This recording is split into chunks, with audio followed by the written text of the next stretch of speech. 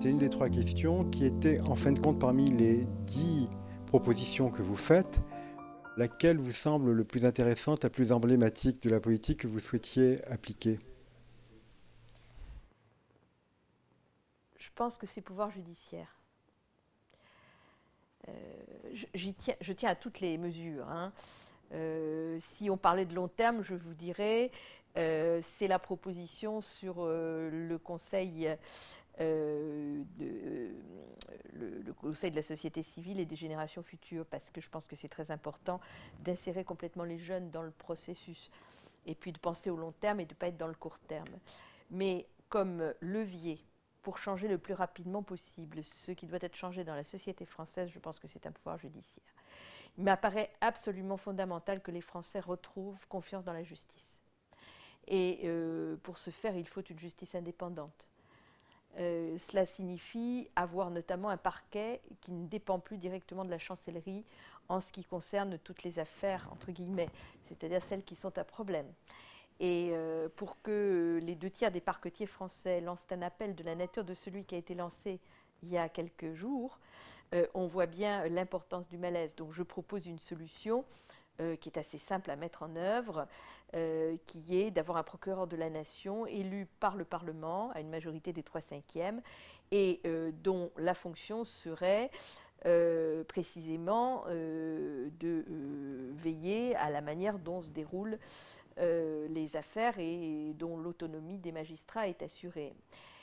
Voilà, je pense que ça c'est quelque chose d'extrêmement important, de couper complètement tout cordon ombilical entre la justice et la chancellerie. La chancellerie n'aurait plus comme fonction que de travailler sur le caractère juridique des textes, la valeur juridique des textes qui sont votés, s'occuper de toute la politique pénitentiaire, de s'occuper de la politique pénale en général, mais pas du fonctionnement de la justice elle-même. Oui, de ne plus intervenir dans les affaires. Non seulement ne plus intervenir dans les affaires, mais je dirais laisser la justice pouvoir travailler dans des conditions dignes. Ce n'est pas le cas. Nous sommes un des derniers pays en Europe en termes de moyens pour la justice. C'est absolument scandaleux les conditions dans lesquelles la justice travaille. Et comme je souhaite modifier le rapport des pouvoirs en France, et notamment les contre-pouvoirs, c'est-à-dire ceux des citoyens, il faut une médiation. Et cette médiation, c'est évidemment le juge. C'est la raison pour laquelle je pense que c'est par là que tout passe. Si on a une justice qui est plus fluide, dans laquelle les Français ont confiance, qui parvient à juger sur un pied d'égalité le misérable et le plus puissant, et dans des délais convenables, eh bien à ce moment-là, je pense qu'un nouvel équilibre s'établira. Parce que les puissants sauront que la justice, elle est aussi pour eux et qu'ils ne sont pas à l'abri des lois et qu'ils ne peuvent pas faire ce qu'ils veulent n'importe comment dans leur coin en pensant que de toute façon, plus c'est gros, plus ça passe et qu'il ne se passera jamais rien. Vous avez fait de nombreux combats judiciaires en tant qu'avocate, bon, les RICA évidemment, et puis vous avez aussi été à la mairie de Cabourg et vous avez réussi à faire condamner le premier maire. Mais une question que je me suis posée, c'est en fin de compte, Veolia est toujours là. Oui. Quel est votre point de vue, ce qui rejoint Alors, aussi le pouvoir je suis très heureuse que judiciaire? vous me parliez de l'affaire de Cabourg parce que c'est un épisode de ma vie qui est très peu connu et qui pourtant a peut-être été un des plus marquants. J'ai été élue en 1989 sur la liste d'un monsieur que je ne connaissais pas, ou à peine, vous allez me dire c'est de ma faute, j'avais qu'à pas y aller, c'est vrai, et dont je me suis rendu très vite compte qu'il était malhonnête. Qu'est-ce que j'ai fait? Là, j'avais, je dirais, une option. Ou bien je partais en disant c'est pas ma tasse de thé, je m'en vais, ce qui était pour moi la solution de facilité. À l'époque, en plus, mes enfants étaient petits, j'avais une très grosse activité professionnelle, j'avais franchement d'autres chats à fouetter. Ou bien de dire je suis co-responsable que ce bonhomme soit à la tête de la commune, et donc je dois tout faire pour limiter la casse. C'est le choix que j'ai fait. Ça a été un choix très lourd, parce que ça a été très dur pendant 5 ans. Des conseils municipaux qui n'en finissaient plus pour essayer de me dissuader d'y venir. Je rentrais toute seule à 3-4 heures du matin de Cabourg pour être à 7 heures à donner le petit déjeuner aux enfants. Enfin, c'était physiquement extrêmement dur. J'étais agressée en permanence, menacée. Et surtout, peut-être le pire, c'est que j'ai fait l'expérience d'une république qui ne fonctionnait pas. J'ai vu 3 préfets. Sur les 3 préfets, il y en a un qui s'est battu à mes côtés, qui m'a aidé. Les deux autres n'ont pas voulu savoir. La Chambre régionale des comptes a fermé les yeux. Les élites locales politiques, je n'en parle même pas. De telle sorte que même moi, qui étais quand même une spécialiste du droit public, hein, c'était mon métier, je vous mets en parenthèse, j'ai même eu un arrêt d'assemblée du Conseil d'État à ce moment-là pour m'autoriser à agir en justice. Donc, qui avait cette connaissance, cette compétence technique, je n'y arrivais pas, alors comment des citoyens qui n'avaient pas ma capacité juridique pouvaient y arriver? Et ça, c'était une expérience vraiment terrible. Bon, en définitive, nous avons gagné, mais nous avons gagné parce que nous avons gagné les élections en 1995, nous l'avons mis dehors, nous avons pu reprendre une procédure pénale et finalement le faire condamner. Mais la procédure que j'avais initiée, puisque mon seul recours a été de déposer une plainte sur la base de l'article 40 du Code de procédure pénale, c'est-à-dire en tant qu'officier de police judiciaire ayant connaissance d'une infraction dans le ressort de sa compétence, ce qui était mon cas puisque j'étais maire adjoint, cette procédure-là, elle dort toujours tranquillement à la chambre d'accusation de la Cour d'appel de Rouen. On n'a jamais été jugé. Bon, je ne m'en suis plus occupée dans la mesure où on a pris les choses de manière différente, mais je suis à peu près convaincue que si nous n'avions pas gagné les élections de 1995, ce monsieur aurait continué, et aurait continué à dépouiller la ville, comme l'a jugé le tribunal correctionnel, la Cour d'appel et la Cour de cassation. Mais justement, c'est une anecdote, mais après que vous ayez quitté la ville, votre mandat, il semblerait que le maire suivant ait accepté des protocoles un peu surprenants qui faisaient que les engagements initiaux de la Générale des Eaux, qui est venue Veolia, de faire les travaux d'assainissement n'ont pas été suivis. C'est un dossier que j'ai tenu à bras le corps. Tout mon premier mandat a été une bagarre contre ce monsieur, à peu près seul. On était 3 conseillers municipaux d'opposition. Hein. Mon deuxième mandat, j'étais première adjointe. J'ai commencé ce deuxième mandat en étant ministre, donc je ne voulais pas être maire en exercice, parce que je suis contre le cumul. Donc je n'étais qu'adjointe, mais durant les 5 ans que j'ai passés à Cabourg, donc jusqu'en 2001, 6 ans même, jusqu'en 2001, j'ai tenu la barre de manière à ce que cette ville qui était quasiment en faillite, et elle n'a dû qu'au fait que j'étais ministre de ne pas être mise sous tutelle, elle devait récupérer le maximum de ce qu'elle pouvait récupérer sur le maire et sur les contrats. Et donc je me suis battue contre les contrats qui avaient été redonnés à une société baptisée Casa Nostra pour le casino. C'était un joli nom, n'est-ce pas? Casa Nostra, oui, c'est pas Cosa, c'était Casa, mais le résultat était à peu près, à mon avis, à peu près le même. Je me suis battue sur les contrats, je me suis battue sur toute une série de choses. Bon, à partir du moment où j'ai quitté mes fonctions, je dirais que la pression n'était plus la même. D'accord. Et justement, j'en reviens un petit peu à votre comment dire, idée que vous avez développée initialement dans l'interview, qui était que les citoyens puissent avoir accès à un droit raisonnable et que les puissants puissent avoir accès, disons, à une juridiction raisonnable par là même. Comment pouvez-vous penser que les mauvaises habitudes prises depuis quelque temps puissent ne pas continuer? Bon, c'est un très vaste sujet. Je vais peut-être vous surprendre, mais je pense que les questions de corruption, en France et dans le monde, sont à l'origine de tous nos déboires actuels. Que ce soit la crise financière, que ce soit la dilapidation des ressources, que ce soit la pauvreté des pays du Sud, qui sont pourtant riches de ressources et qui n'ont rien. Je parle des habitants. Tout cela trouve sa source dans la corruption, le trafic d'influence, la concussion, etc., etc. Donc c'est un sujet absolument central de nos sociétés contemporaines et dans le monde entier. Ça, c'est le premier point. Le deuxième point, pour ce qui concerne plus précisément la France, je crois beaucoup à l'exemplarité. Les puissants dans ce pays ont pris de très mauvaises habitudes, mais beaucoup de citoyens aussi. Parce que, évidemment, à partir du moment où vous voyez qu'un certain nombre de gens ont des comportements ouvertement, je dirais de manière très décomplexée, malhonnêtes, pourquoi voulez-vous que le malheureux citoyen qui veut se faire sauter un PV ou qui essaye d'avoir un passe-droit pour un logement ou pour quelque chose d'autre trouve pas que ce soit normal qu'il ne soit pas à la règle commune. Donc il faut revenir à la moralité républicaine, c'est-à-dire à la règle commune pour tous.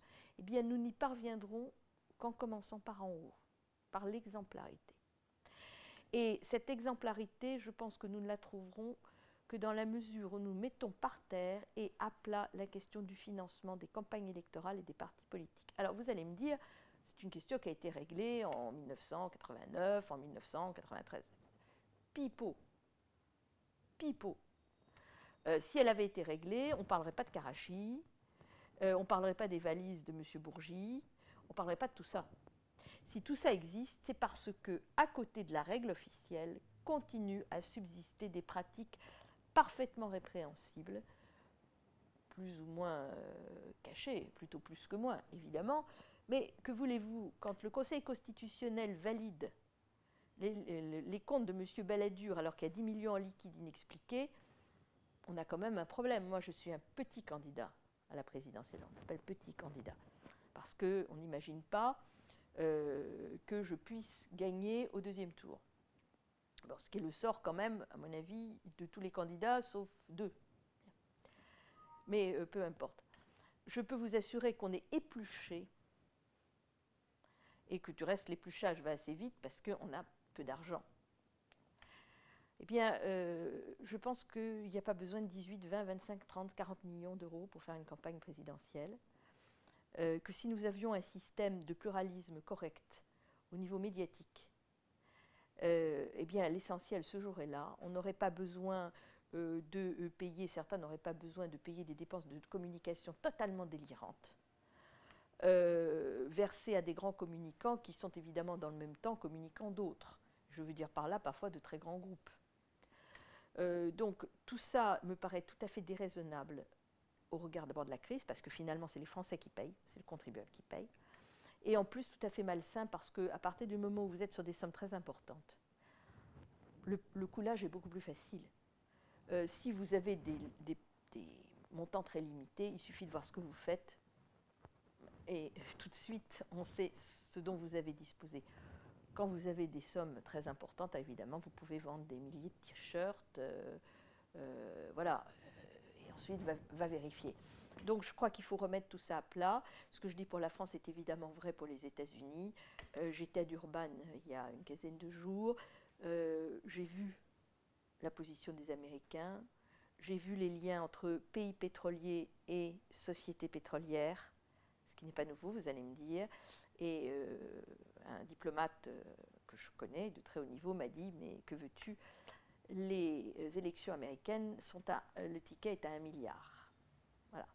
Bon, ben vous comprenez bien que quand on en est à ce point-là, on comprend ce qui se passe. Alors la France n'est heureusement pas quelque part les États-Unis, mais quand même, c'est par le sommet qu'il faut commencer, par remettre par terre toutes ces affaires de dépenses de partis politiques et de financement des campagnes électorales, aller vers beaucoup plus de sobriété dans le fonctionnement des institutions et la rémunération des élus. Moi, je trouve tout à fait normal que les élus baissent de 10% leur rémunération. Je ne pense pas que c'est seulement quelque chose de démagogique. Je pense que dans la mesure où on est payé par les Français, que les Français sont dans la difficulté, il est tout à fait normal de participer à un effort collectif et que compte tenu de ce que notre rémunération, moi je peux vous dire, je suis payé 5 500 € comme député européen. Ben, je toucherai que 5 000 €, ça ne m'empêchera pas de vivre, vous voyez. Voilà. Donc, je pense qu'il faut faire cet effort-là. Il faut abandonner les dépenses somptuaires, de rouler en limousine et tout le reste, je ne vois pas la nécessité. Vous voyez, je pense que tout est à remettre à plat. Et si, au niveau de l'État et des grandes collectivités territoriales, les petites collectivités, elles n'ont pas d'argent, alors le problème ne se pose pas. Il y a une vraie exemplarité qui se met en place, alors les choses vont changer. Parce qu'on ne sera plus dans le discours, on ne sera plus dans la communication, on sera dans la réalité. C'était aussi l'objet de venir dans les 3 questions, qui était qu'il fallait rétablir le plein emploi pour rétablir la croissance afin d'attaquer les déficits. Une question un petit peu économique. Quel est votre point de vue ? Puisque rétablir le plein emploi, c'est une décision européenne maintenant, c'est plus une décision française. l'Europe a incontestablement, et c'est vrai, un problème de compétitivité. Moi, je n'ai jamais imaginé que le progrès humain consistait à s'aligner sur le plus modeste. Je veux dire par là que l'objectif n'est pas de faire payer les salariés français comme les salariés chinois. Ou alors sinon, ce n'est pas mon objectif. Donc, il faut que nous réfléchissions à la manière dont en Europe, nous gardons un niveau de qualité de vie, de qualité de santé, de pacte social que nous avons, tout en nous inscrivant dans la mondialisation, parce que ça nous plaise ou pas, elle existe. Et je pense que là, nous rejoignons les questions écologiques et les questions économiques, tout simplement parce que la vérité écologique des prix permet de rétablir une réalité des prix. Et nous pouvons le faire via les questions déjà de transport et de carbone. C'est la raison pour laquelle, personnellement, je ne plaide pas pour un acheter français, mais pour un acheter local, ce qui n'est pas du tout le même état d'esprit. Parce que quand je dis acheter local, ça peut être le village d'à côté si c'est de l'agriculture, ou de l'électricité. Cela peut être la France si je parle d'automobile, et ça peut être l'Europe si je parle d'aluminium ou d'acier. Simplement d'avoir l'idée de ce qu'est le coût réel de la production du produit ou du service permet d'avoir une véritable politique des prix qui soit en conformité avec la réalité du coût du produit. Et si nous sommes dans cette logique-là, alors l'Europe va retrouver une compétitivité. Alors vous allez me dire, c'est du protectionnisme. Non, ce n'est pas réellement du protectionnisme. Je ne parle pas à l'échelle française, bien sûr, je parle à l'échelle européenne. C'est une manière d'intégrer une réalité des coûts. Et c'est d'autant plus juste que quand on regarde un peu ce qui se passe en Chine aujourd'hui, on constate que la Chine met chez elle en place toute une série de mécanismes précisément pour aller dans cette logique. Certes, c'est un grand exportateur, mais il n'en demeure pas moins que le champion de l'économie circulaire, par exemple, c'est la Chine. C'est à ma connaissance le seul pays aujourd'hui qui est doté d'une loi sur l'économie circulaire, c'est-à-dire la récupération des produits, des déchets et des matériaux et la circulation en quelque sorte en circuit fermé. Eh bien, nous devons faire exactement la même chose. Et donc nous avons un nouveau modèle économique à construire, qui est un modèle économique, écologique et social dans lequel les trois se tiennent. Il ne faut pas faire du saucissonnage. Les trois vont ensemble. Et c'est la raison pour laquelle je défends un modèle économique dans lequel la transition énergétique, la transition économique est l'objectif. Et dans cette transition, la donnée emploi est dominante parce que je parle de local. Et parlant de local, par définition, je parle des gens qui vivent sur le territoire où le produit est fabriqué.